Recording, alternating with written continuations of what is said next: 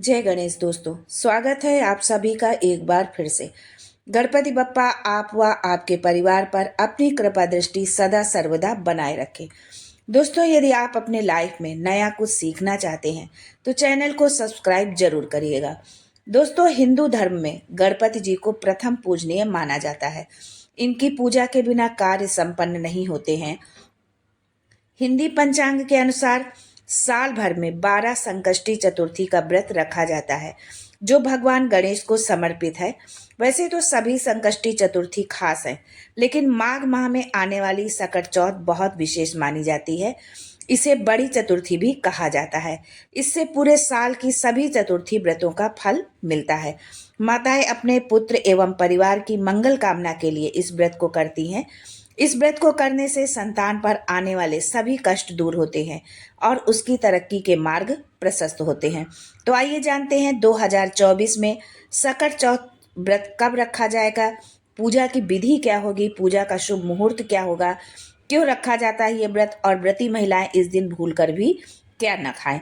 लेकिन ये सब जानने से पहले आपसे रिक्वेस्ट करती हूँ कि वीडियो को लाइक करिएगा, दोस्तों को शेयर कर दीजिएगा, और अगर आपने अभी तक चैनल को सब्सक्राइब नहीं किया है तो चैनल को सब्सक्राइब करके बेल आइकन जरूर दबाइएगा।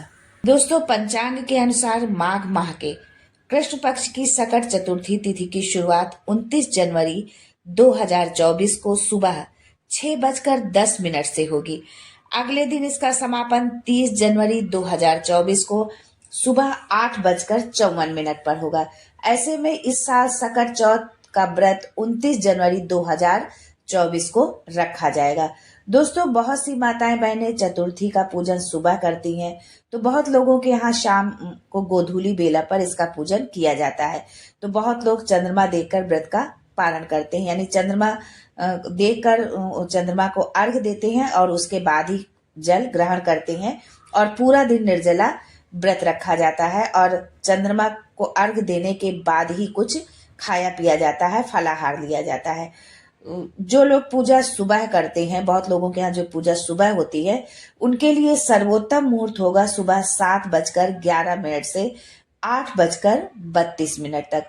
शुभ या उत्तम मुहूर्त कहें तो उसका समय होगा सुबह 9:43 से सुबह 11:14 तक। जो लोग गोधूली बेला पर पूजा करते हैं उनके लिए शुभ मुहूर्त का समय है शाम 4:37 से शाम 7:37 तक। चंद्रोदय का समय होगा 29 जनवरी को रात 9:10 पर। बहुत लोगों के यहाँ चंद्रमा को अर्घ देने के बाद ही जल ग्रहण किया जाता है। तो जो चंद्रमा को अर्घ देने के बाद जल ग्रहण करते हैं तो चंद्रमा का जो है उदय होगा, चंद्रमा आपको 9:10 पर दिखेगा। दोस्तों, सभी अपने अपने घर के रीति के अनुसार पूजा करते हैं, पर कुछ बातें कॉमन होती हैं और कुछ बातें विशेष होती हैं। तो जाने अनजाने में हमसे कभी कोई भूल ना हो जाए और उसका जो है हमारी उस भूल का जो है हमारे घर परिवार पर उसका प्रतिकूल प्रभाव पड़े, हमारी संतान पर उसका प्रतिकूल प्रभाव पड़े, हमारे परिवार पर उसका प्रतिकूल प्रभाव पड़े, तो हम ये भी जान लेते हैं कि हमें हमारी पूजा विधि क्या होनी चाहिए और कैसे हमें पूजा करना चाहिए और किन चीजों को भगवान गणेश को समर्पित करना चाहिए, कैसे करनी चाहिए हमको पूजा, हमारी पूजा की विधि क्या हो, ये हम संक्षेप में जान लेते हैं। सकट चौथ के दिन ब्रह्म मुहूर्त में स्नान करके स्वच्छ वस्त्र धारण करें। इसके बाद भगवान गणेश की प्रतिमा को चौकी पर स्थापित करें। गणेश जी के साथ माँ लक्ष्मी जी की भी पूजा करें। और जिन लोगों के यहाँ सुबह पूजा होती है तो ठीक है, लेकिन जिनके यहाँ शाम के समय पूजा होती है वो सुबह के समय भी जैसे अपने दैनिक दिनचर्या में प्रतिदिन वो पूजा करते हैं वैसे ही भगवान की पूजा करें। और पूजा करते समय जो है वो व्रत का संकल्प जरूर लें कि आज हमने ये व्रत रखा हुआ, हाथ में जल रखें, थोड़ा सा अक्षत रखें, पुष्प रखें, और अगर कुछ नहीं है तो सिर्फ जल लेकर ही वो पूजा का संकल्प पहले लें, व्रत का संकल्प लें और उसके बाद ही वो अपने पूजा के बाद ही अपने व्रत की शुरुआत करें। ये जरूर करें जो है, तभी जब हम संकल्प लेते हैं किसी चीज का तभी हम उसका पालन हमारा सफल होता है, व्रत हमारा सफल होता है। इस दिन आप ब्रह्म मुहूर्त में उठें, स्नान करें और स्वच्छ वस्त्र धारण कर लें। इसके बाद भगवान गणेश की प्रतिमा को चौकी पर स्थापित करें। गणेश जी के साथ माँ लक्ष्मी का भी पूजन आप करें, जो है माँ लक्ष्मी की मूर्ति स्थापित करें और उसका पूजन करें।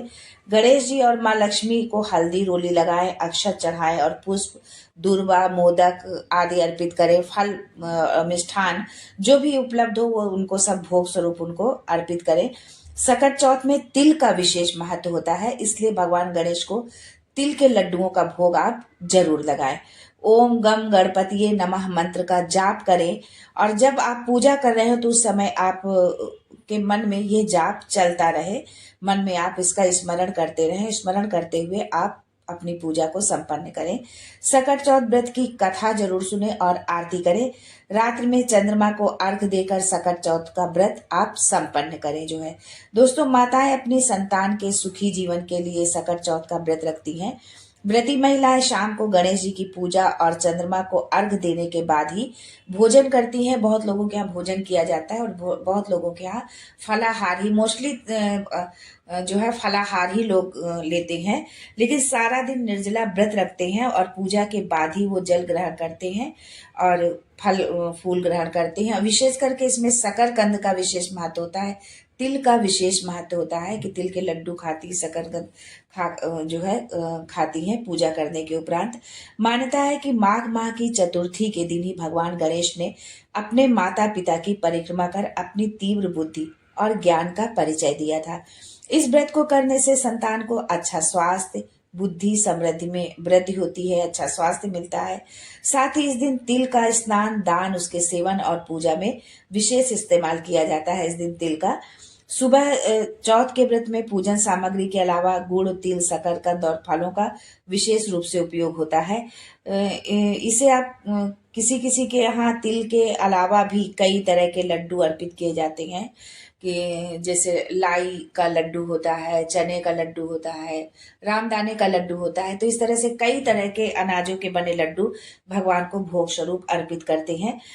दोस्तों, इस साल सकट चौथ व्रत के दिन बहुत शुभ योग बन रहा है और वो शुभ योग है शोभन योग और त्रिग्राही योग का संयोग बन रहा है, जो कि बहुत ही शुभ माना जाता है। माना जाता है कि शोभन योग में गणेश जी की पूजा करने से साधक के जीवन में सुख, सौभाग्य और में वृद्धि होती है और उसकी आय में बढ़ोतरी भी होती है। दोस्तों, इस दिन एक चीज का विशेष ख्याल रखना है कि जिन महिलाओं ने, जिन बहनों ने, हमारी माता बहनों ने व्रत रखा हुआ है, वो जो हमारी व्रती महिलाएं हैं, वो भूल कर भी मूली का सेवन आप ना करें, जो है नहीं तो इससे बड़ी मात्रा में धन हानि की हो सकती है। आपकी इसकी आशंका होती है कि यदि आपने मूली का सेवन किया तो आपको धन हानि उठानी पड़ सकती है। इसलिए इस बात का विशेष ध्यान रखें कि वो मूली का सेवन ना करें।